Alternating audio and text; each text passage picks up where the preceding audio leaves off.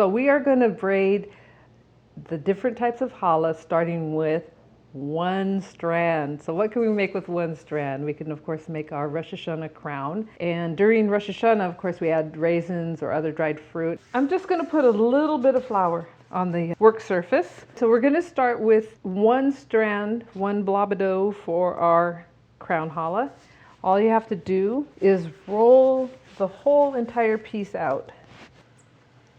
Now I'm applying more pressure on my left hand, less on my right, because I want to get this uneven shape. I want it to start skinny and get a little fuller at this end. And you just do that by pressure. What that will do is give me the thicker end in the middle, and then it spirals down to the point on the side. It's not just back and forth, okay? You have to work it. Takes a little bit of pressure, holding this end down, rolling it out. Okay? All I'm going to do is take this thicker end, hold it in place, and bring this around. Take the little end and tuck it. Done. It can go directly onto a sheet pan. That is how this one was done. We also sometimes bake it in a pie pan, and that helps hold the shape to a certain size. It also helps around the holidays when we're making so many, we don't want the edges to touch. Give it a simple brush of egg wash, and that's what's going to give it that shine. And just let it rise until it's almost double in bulk. And you might ask yourself, well, how can you tell what's double in bulk? Sometimes if you just push your finger in after it's risen for a while, if the indentation really stays in there, it's done. Right now it's springing back out, so obviously it's not done, we just made it. But let it get bigger, put it in the oven, and it'll even bloom more, and you'll have a nice, gorgeous loaf. This is about 1.5 pounds, so good 8 to 10 people, one loaf will feed. And of course you might want 2 loaves of bread for Shabbos or Yontif, so go ahead. You can make them smaller. Some people even make them larger. You can go ahead and just play. I figure about 2 or 3 ounces of bread per person. So that's the simple, basic crown. We'll get into more elaborate crowns as we get closer to Rosh Hashanah, but that's down the road. Okay, so this is the two braid. I guess it's called a braid, or maybe it's a coil. But anyway, I'll show you how to do this. Once you know how to do this, you'll know how to make a babka, and that's for a future video. So let's master this one. Okay, I've taken my ball of dough, split it into 2, and I've just let it rest for a minute. Dough really likes to relax. Roll each one out. And we're going to start by pushing the air bubbles out. You can hear it. Just push it aside. Do the next one. Probably about, I'd say about 18 inches.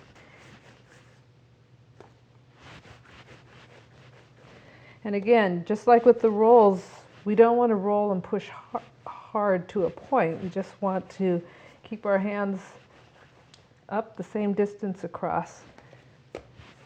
Just like with the challah rolls, go ahead and do a little bit of a roll, set it aside, and then let the dough relax, and then take it again. It'll just handle that much easier when you give it a little bit of a rest in between.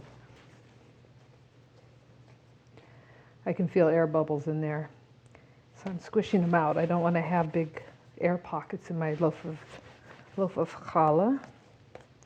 I'm going to add just a touch of flour to my countertop, because I do want the coil to have definition. The flour will keep one coil separate from the other. They won't rise and kind of form one mass. Okay, feels pretty relaxed. I'm going to turn it so that the strands are perpendicular, and it's simply like jump rope, crossing over. Twist it over and over. That's all that is. You want to learn to work with even pressure. If you pull it, and it'll get skinny and long and then be wide on the other end. So if you work with even pressure, you get a nice even twist. Go ahead and just tuck these ends under. That's it. It's a beautiful coil. You can make two. They'll both fit on the same sheet pan. Just lift that up and do a final adjustment. And again, we're going to want to brush with egg wash. Get a nice pretty shine. Be sure to get all the way to the bottom, otherwise when it comes out of the oven it'll just be shiny on top. Set them aside to rise, again only until they're almost double in bulk, and then poof, you'll get a nice big loaf. The next loaf we're going to do is a 3-braid, which is the classic one that I often forget about just because I happen to think a 4-braid is so much more attractive and it's just as easy. So let's make a 3-braid. We're going to cut our dough into thirds.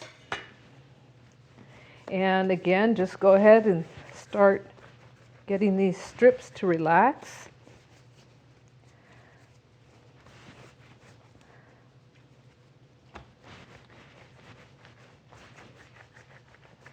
Just bring them out to maybe about 10 inches. Sometimes if dough has gotten to the air, exposed a little too long, it might make a little skin.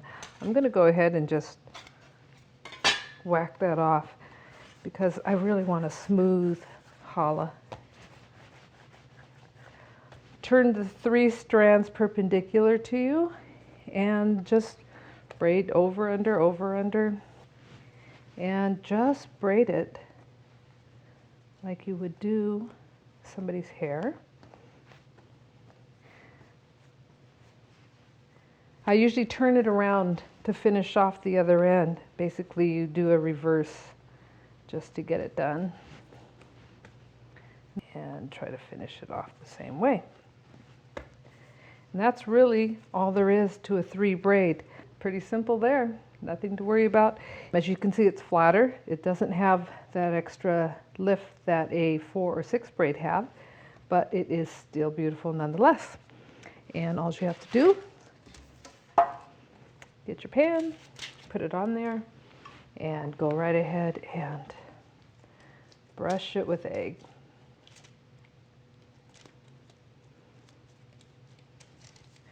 And that is ready to be set aside to rise until almost double in bulk. Pop it into the oven. It'll bloom beautiful. And that's it. So simple.